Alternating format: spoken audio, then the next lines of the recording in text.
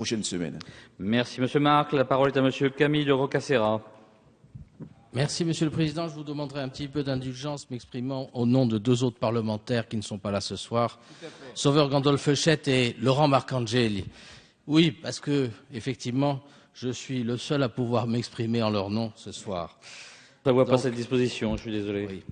Donc, la langue française est bien chez elle en Corse comme en Alsace, en Occitanie, en Bretagne ou ailleurs. Mieux encore, elle y est renforcée par la variété des langues régionales. Nos territoires, dans leur diversité, sont l'expression même de la France. Parler une langue régionale permet de se positionner dans l'ensemble national en y fusionnant son altérité régionale.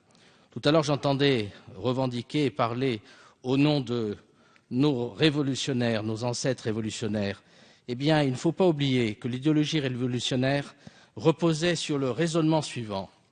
Puisque la nation a renoncé à l'unicité religieuse et à l'unicité de la personne du souverain, il faut fonder son unité sur un nouveau dénominateur. Celui-ci n'est pas l'unicité de la langue ou du peuple, mais bien et bien la volonté de partager un destin commun.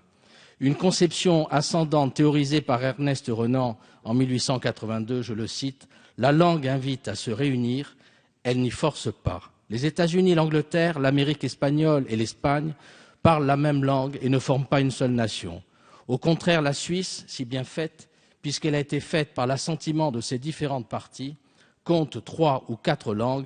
Il y a dans l'homme quelque chose de supérieur à la langue, c'est la volonté de la Suisse d'être unie, malgré la variété de ses idiomes, est un fait bien plus important qu'une similitude souvent obtenue par des vexations. Cette incapacité à penser l'unité nationale dans la pluralité des langues n'a pas cessé de peser sur notre histoire. N'ayons pas peur. La seule limite est que le français reste et restera la langue de la République.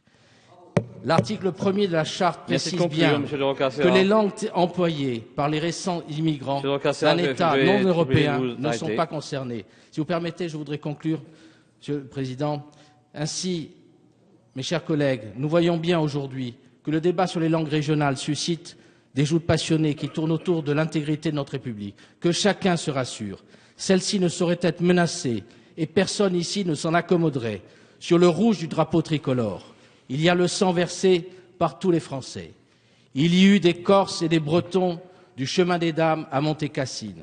Toutes les régions de l'Hexagone se sont battues pour la France, sans forcément, à l'époque, maîtriser correctement la langue de la République. Ne faisons donc pas de procès d'intention à ceux qui aujourd'hui veulent pérenniser les langues de France, au-delà que chacun garde à l'esprit les valeurs républicaines et le message universel de la Révolution, celui de la liberté.